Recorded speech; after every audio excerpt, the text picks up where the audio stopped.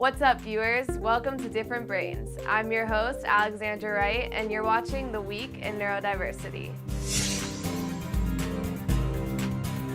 To kick things off, a Chicago native has gone on a cross-country bike ride for autism awareness. On July 18th in New York, he will have completed his roughly 3,400-mile cross-country journey for his charity, Walk on America. He's doing it to shine the light on those like his sister Jacqueline, who's on the autism spectrum. The bike ride is merely a vessel to raise awareness for this community, which is commonly hidden. If you're not connected to it now, hopefully not, but you may be. Next up, former NFL star Percy Harvin discusses his battle with anxiety. That a lot of people didn't know about was the anxieties, and that kind of tagged along a lot with a lot of my migraines. I was diagnosed in 2010. He never disclosed that he had been diagnosed early in his pro career with an anxiety disorder, and that he battled it almost daily.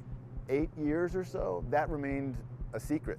In Arizona, a new bill has been proposed to establish autism awareness training for first responders. What the signs are, what you may encounter when you approach someone with autism, what the do's and don'ts are, when to get help. They're able to identify signs that the person may be autistic, and then they're able to, at that point, use different tools and techniques. The issue is a personal one for Santa Barbara, whose son Michael was diagnosed with autism at 3 years old. Let's move over to Illinois, where a new day camp is helping children with ADHD.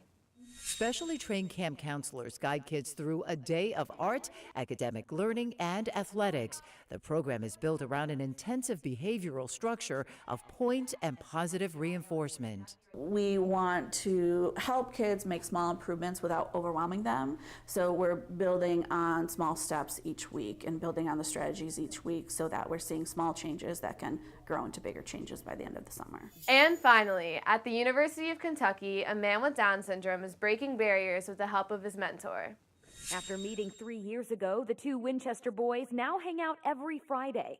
This fall, Josh will be initiated into the farmhouse fraternity at UK. And the president was like, would you be okay if we initiated him?